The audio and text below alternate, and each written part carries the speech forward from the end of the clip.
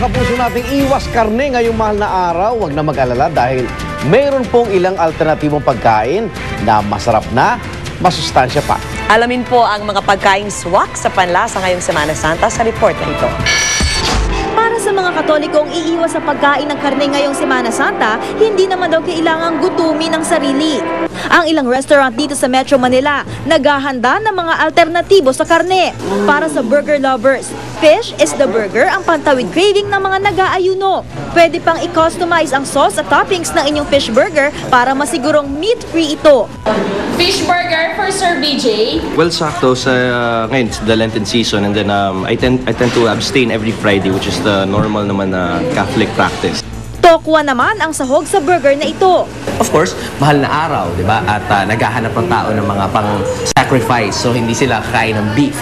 So binigyan namin sila ng option. Pati mga pizza lover, hindi kailangang matakam dahil sa iba't ibang meat-free pizza na pwedeng pagpilian. Nariyan ang shrimp pizza, seasoned with pesto flavor, at tuna pizza na tinadtad ang tuna flakes at keso. At kung bukod sa pizza, love nyo rin ang pasta, subukan nyo itong tuna pizza and pasta in one. Patok talaga siya ngayon sa mga customers natin. At the same time, na-observe ngayon Lent, then kakaiba pa yung kinakain nila. Kamay mo din, iangat mo.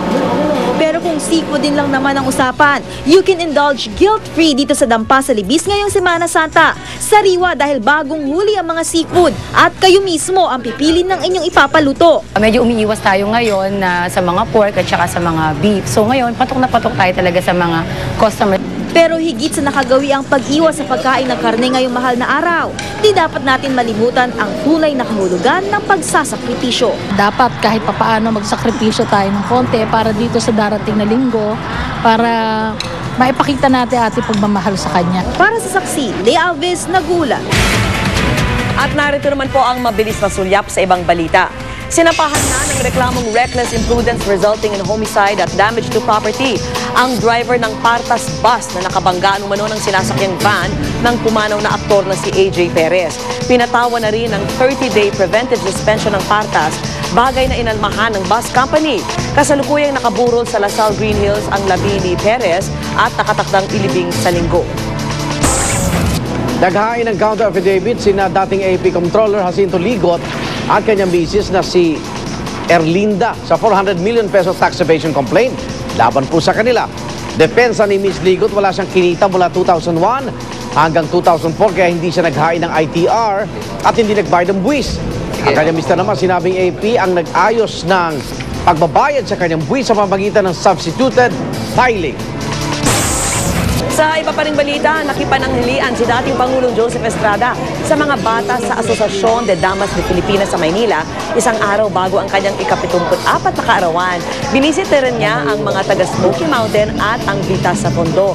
Sa panayam, naniniwala si Erap na magkakaroon ng fair trial si Ombudsman Merceditas Gutierrez sa kanyang impeachment case sa Senado, hindi raw tulad ng nangyari sa kanya nang mapatalsik siya sa pwesto noong 2001. Mas mapalad pa nga siya kaysa sa akin sapagkat ako handa akong harapin ang impeachment trial sa Senado, pero nag-walk out yung mga prosecutor, hindi ako nagkaroon ng pagkakataon, idepensa ko sa akin sarili. At sa showbiz saksi, bukas na ire-release ang latest single ng international singing sensation na si Charisse. Ibinida pa ni Charisse sa kanyang Twitter account ang paglabas ng kanyang bersyon ng kantang Before It Explodes. Isinulat ito ng international music artist na si Bruno Mars at dati nang inirecord ng X Factor star na si Alexandra Burke. Kasabay ng release ng kanyang single, mapapanood na uli si Charisse bilang si Sunshine Corazon sa hit musical TV series na Glee. Sa susunod na episode ng Glee, susubukan niyang magbalik sa grupong New Directions na dati niya ipinagpalit para sa karibal na grupo.